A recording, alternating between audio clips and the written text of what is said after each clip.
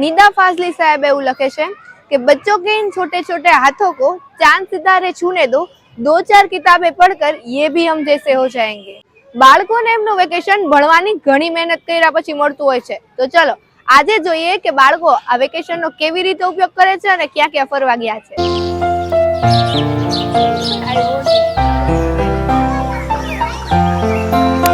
આ વેકેશનમાં મેં નવું આર્ટ એન્ડ ક્રાફ્ટ નું શીખ્યું અને મહેંદીનું શીખ્યું। તે સિવાય મેં એક બુક વાંચી સૌરાષ્ટ્રની રસધારા।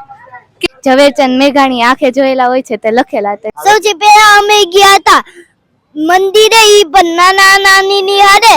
પછી અમે શ્લોક શીખો તો પછી અમે ગયા આમના ઘરે એક દી રોકાવા 2 વખત। પછી અત્યારે અમે ગયા ઈ 2 વખત 2 દી રોકાવા। એટલે પછી કરાગે વસ્તુ શ્લોક શીખો।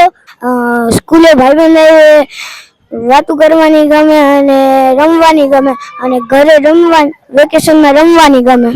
અમે અમારા ગામ ગયા હતા, સુરેન્દ્રનગર ગયા હતા ને મામાના ઘરે હું આવી હતી। આયા બહુ મજા આવી, સરદાર બાગે આવીને આયા બહુ મજા આવે રમવાની। આ વખતે તમે કઈ કઈ નવી રમતો શીખ્યા વેકેશનમાં? ચેસ, ક્રિકેટ, ફૂટબોલ અને પછી ટેનિસ, પછી બેડમિન્ટન રમવાનું, બાર ગામ ફરવા જવાનું, અંબાજી આબુ। કૃષ્ણ વાસુદેવાય માહી પડતા ક્લેશનાશાય ગોવિંદાય નમો નમઃ।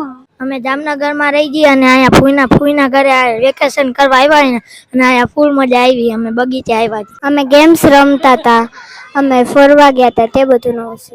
સિંગર ક્લાસમાં મને સંગીતનો બહુ શોખ છે એટલે જામનગર, દ્વારકા।